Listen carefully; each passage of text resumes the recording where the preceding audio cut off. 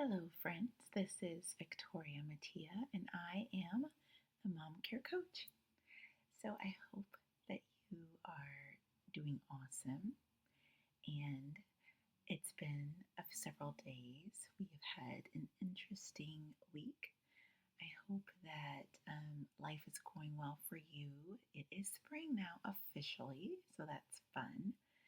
And so, if this is your first time tuning in, as I said, I am Victoria Mattia. Thank you so much for joining today. I hope that you enjoy the session, and I hope that it will be something that you are able to pull a nugget or two away from so that you can implement it in your life that is helpful for you. And of course, if you are one of my OG listeners, I am so thankful that you have come back for another session. So today we have an interesting topic. We've kind of hinted to it a couple times. Today our title is How to Be a Low Tech Autism Mom and Why.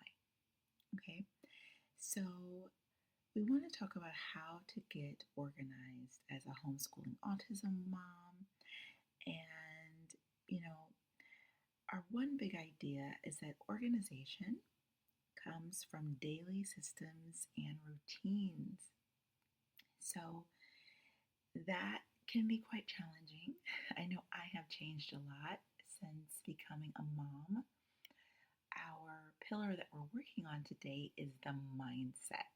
Okay, we want to have a calm mindset, but we want to also be very, very intentional. So I don't know about you, but I know for myself, before I had kiddos, I was this free spirit artist. I did a fine arts program. My background actually is in education, but after I finished my undergrad is in early childhood and elementary education. Then later on, I went to get certification in international counseling with a focus on third culture kids and disaster relief. But in between my certifications, and then later I became a certified women's wellness health coach as well as a life coach. But after undergrad, I kind of made this deal with myself. My parents always wanted me to be a doctor, like most parents back in the day did, I think. I am not a doctor. However, I really loved art and being an artist. And so my mom said, okay, I'll make a deal with you. You finish your undergrad. I'll allow your master's degree to be in something you want and then continue on in formal education and continue to be the rising star that we know that you can be. So when after I finished my undergrad, I went and studied and did actually an apprenticeship in fine art, as well as going to school. I went to Northern Arizona University and worked with one of their artists there, and did an apprenticeship with one of the professors, and it was amazing. And I was able to have art shows and just really refine oil painting and everything. And I absolutely loved it. I actually had gotten, or was offered rather, scholarships to go to Columbia to continue fine arts. And I actually had to turn it down because my mother got sick. And I flew back to Missouri to help her. So I said all that to say I am naturally a free spirit. I'm an artist. I am not the kind of girl that naturally wants to be very organized and follow systems and routines. However, after having children and having my oldest being diagnosed at the age of, I believe he was almost 7 years old, with autism, I realized it was something that I needed to implement in our lives. And generally speaking, children do thrive from routine. So it was something I needed to really focus on and get some time and understanding on how that would be helpful for me. All of that being said, I would not say it is natural to my DNA.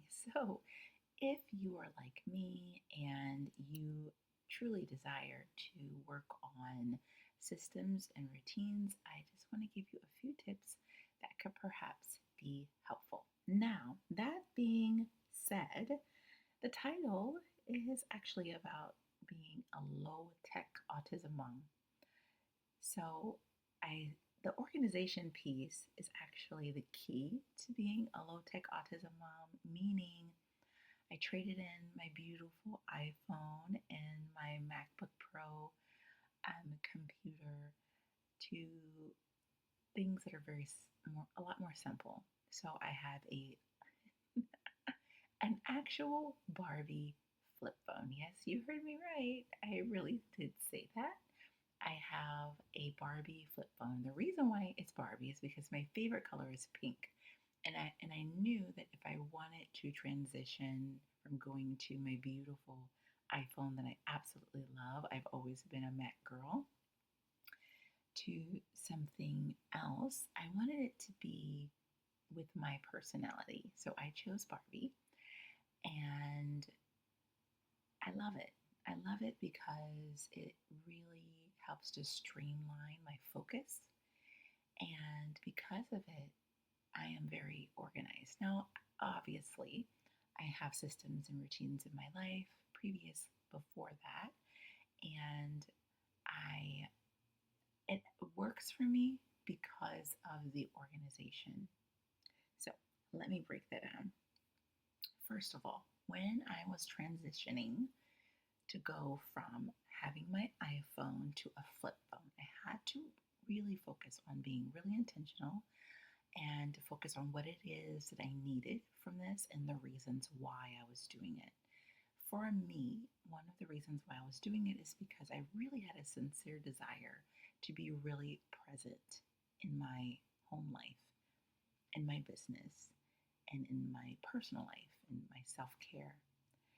And I found that it was easier for me to be more intentional when I had one thing I was focusing on at a time. Although I love my iPhone, all the dings and pings and notifications can be something that can be distracting. And even when you take off all the distractions on it, all the notification sounds, it can be distracting because I would have a thought. I would have a thought, oh, I forgot I needed to go and do this or that, or I did not check that email yet, or I forgot to write that down on my list when I go shopping, or all of these little things.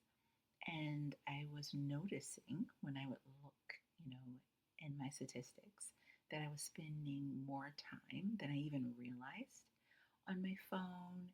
Even I had even gone to the point of like deleting all of my social media apps and YouTube um, throughout the day, except for certain times of the day. And I think I even did like an episode on that. I'm not sure if that was the on YouTube or on the podcast.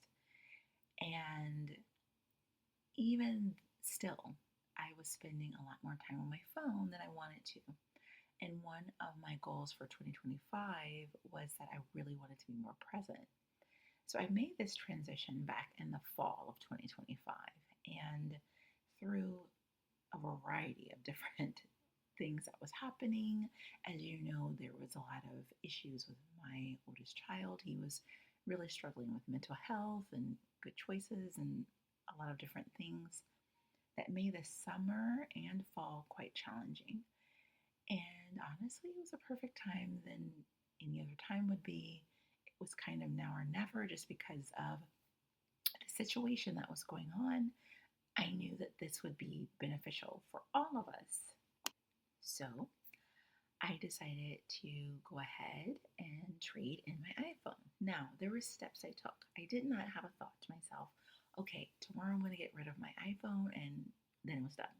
No, because I knew that if I was not intentional, if I was not, you know, mindful about how I was going to go about it, I knew I would be getting another iPhone like in a week or two, simply because of simplicity and ease. So, step one, when I was transitioning from getting rid of my iPhone and getting the Barbie phone, I wrote down all of like phone numbers, um, passwords, all of those kinds of things that I needed that I had in my phone. So I wrote it down in my paper planner. Also, I get my paper planners every year from Horatio Printing. Um, there is a sweet lady named Polly Payne who makes them herself. They are amazing and so incredibly beautiful, and they're different every year. So you get to choose like one of four different kinds. It's just so lovely. So it's always a wonderful choice and surprise of what it's going to be. So basically, I wrote down everything I needed. Like, I made lists of like phone numbers of different companies, organizations, businesses that I usually just look up really quickly. I wrote down, um, different things when it comes to my actual weekly schedule. That all of the things that were in my phone, now I put in my paper planner. Um, Also, like contacts, friends, all that information I wrote down in my paper planner because I knew it would make it much easier for me if I was wanting to transition. Next thing that I did, I made sure that it was the right decision in the right time. I also downloaded, any type of paperwork or letters or anything that I was needing that was actually on my notes. I downloaded it to my iCloud and to my Gmail. I downloaded all the information that I would consistently use on a daily basis to make things easier for myself. Now, as I said before, one of the things about my iPhone that was distracting is I was so quick to pick it up, and look something up. If I wanted a recipe, I'd look it up. If I wanted to Google something really quick, if I wanted to talk to ChatGPT or Gemini, if I wanted, just to do anything, I would quickly pick it up and get the information I needed and go about my business. But I was losing several minutes, and that was adding up to a lot more time than I even realized on my phone. And I wanted to have that time focused more on my family, our routines in the home, making sure everyone is comfortable and safe. With my oldest son, he really struggles with overwhelm and anxiety, and actually, so does my youngest son. And I wanted to create a space that was more comforting and then looking in their eyes more and just, honestly having less options and opportunity for me to turn to tech than to my own home. So by writing all of these things down, it made it really much more simple for transition. Also, I have a lot of books. I love books. I've always had books, but I started looking at different books that I had purchased versus looking things up. An example would be I love like researching herbs and health and supplements and different things, essential oils. I have some really amazing books, and I started kind of putting that in my living room so that I would be tempted to look there versus wanting to look to Google. Also, I started to make lists of when I set up a time that I was on. Like I said, I traded in even my MacBook Pro, um, um, you know, computer, and downgraded a little bit to my MacBook Air. I like my MacBook Air, but I have to have an external hard drive in order to put more on it versus my Pro.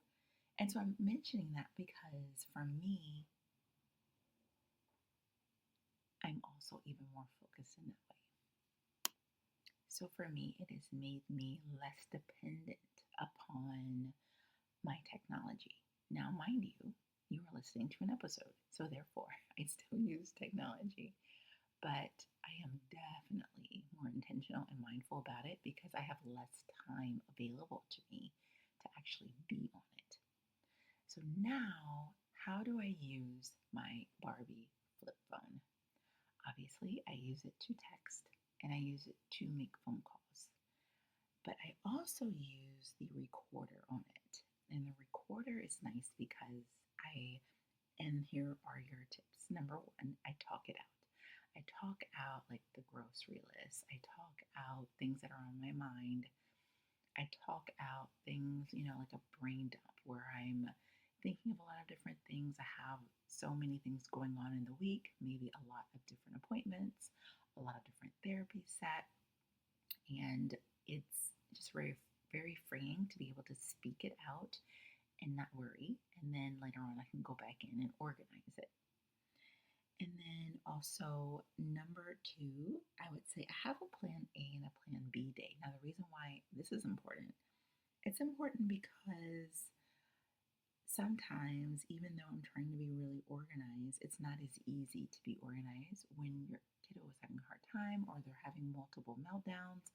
How do you, you know, how do you help with that? And then sometimes you think, oh, I have this long list to get done. How do I get it all done? The answer is I don't always get it all done. And being flexible by having a plan A and plan B on how I want things to go, especially as a homeschooling mom, helps me to already have the mindset that, okay, I'm going to be flexible. If, my child is having a hard time with a particular subject and it's causing a meltdown, then I'm going to go about this in a different way. Now, obviously, if you have appointments that are set, then you can't really negotiate around all of that, but a lot of the other things you can. So with being intentional and being low tech, it's really important to know what it is you're wanting to do when you're actually able to sit down with tech and what it is you need to do and what it is you need to get done. So it has helped me to be a lot more mindful in that way. And so when my kiddo is needing me to pivot in some way when it comes to homeschooling, I know that I already have everything already planned out. And so it helps me to be more at ease and more confident and comfortable with the choices that I've made. Okay, and then next thing, number three, I have meltdown prevention activities built in our day because remember the title is, being a low tech mom, but then also making sure that we're super organized and how we're kind of going about that. So, to me, it's really important to have these meltdown prevention activities. It's very helpful because if you have these different activities already set up, then you know what you're about to do, you know how to go about doing things, and it just helps to eliminate a lot of the hardship that could come by with a meltdown. Okay, so I also want to mention that this is even kind of a part two of last week's when we talked about how I organize our days as we homeschool.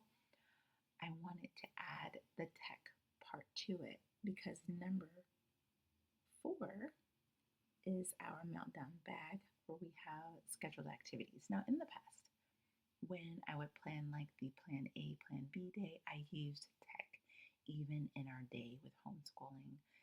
Sometimes we would listen to like some music on YouTube. It's called like autism music or calm down music or anti-anxiety music. We would listen to that throughout the day, and I would just use tech because I would, put it on. We'd also watch certain programs. Most of their homeschool is really just books, but there were certain pieces that I would add with tech as I'd homeschool. However, what I have done instead, we have CDs that my kids will listen to. I have audiobooks that my kids will listen to now that's on CD. And we have a DVD player and we just pop it in there. We have certain movies that we put on that can be good transition activities. We have some educational programs. And then also we have a physical meltdown bag that has lots of activities in it that can be very engaging. We also use outside more. We go outside. We always have gone outside, but it's been limited and usually with a therapist from time to time because of my oldest son. He's always been an eloper ever since he was 6 years old. He's still an eloper and he's about to be 15. And that is super, super, super challenging, but we're still working on it. We're still trying to really focus on different things we can do that will work as far as implementing that portion of nature in our day as well. But like I said, it's not easy when it comes to that. However, moving away from some of the tech and more in-person activities is really fun too. We've been going to the library more, and so they do supercharged science through Aurora. It is a full science homeschooling program, and she's amazing. She was a NASA scientist, I believe, and she started this program, and it's all online. So they do that once a week now. And there's lots of activities and hands-on things that they can do with that, and that makes it a lot of fun.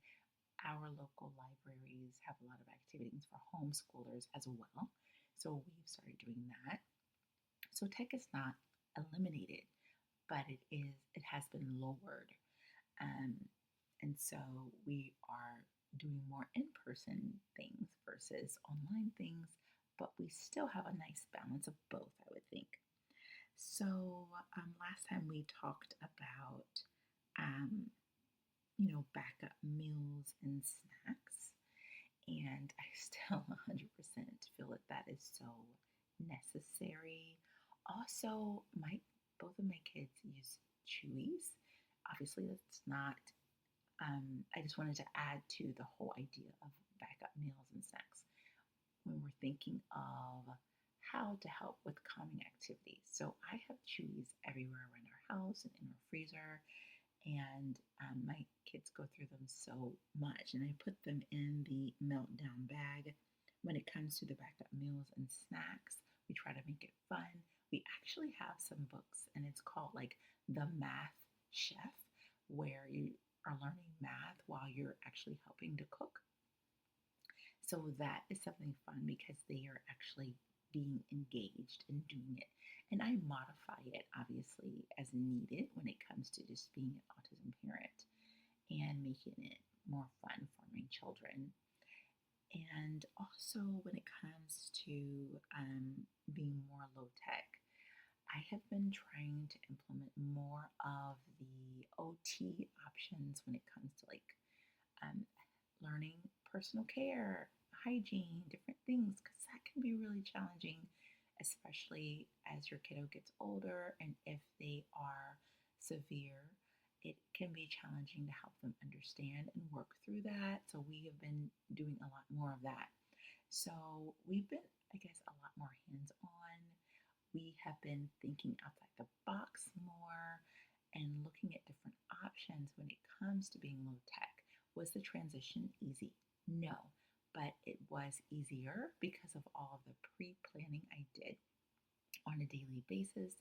I love to talk it out, as I mentioned, which was number one on my phone. I also do write down, the daily things in the morning, what I need to get done, walk around the house with a piece of paper and try to focus on that. And I find that it is really helpful too.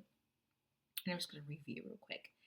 And then also, and as I said, this is also an extension from last week, making sure you have that plan A, plan B. The whole idea is just being flexible and to create a mindset of if you don't get to everything, it's okay.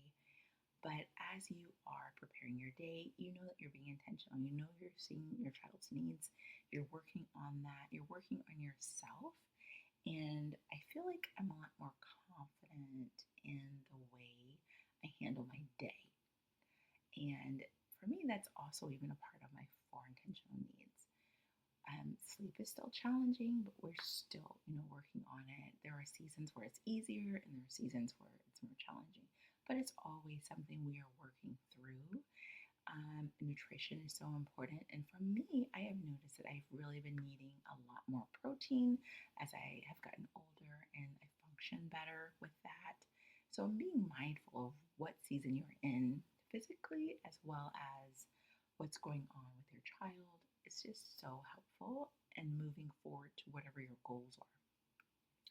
And then also just understanding, how physical activity, joyful movement plays into, how you feel. So you have nutrition, you have sleep, you have joyful movement, and you have this perfect balance of everything as well, especially that mindset piece in order to have a calm mind because there's so much that plays into the calm mind part. I mean, you have to talk about boundaries. We're talking about how we're feeling and articulating the thoughts that we're having and making sure that they are coming out in the way that we're wanting to, and controlling our own emotions and how we are the thermostat in our household and it actually can affect everybody else's energy, which is so funny when you take a step back and actually see how everyone else's emotions can change based upon you as the primary caregiver.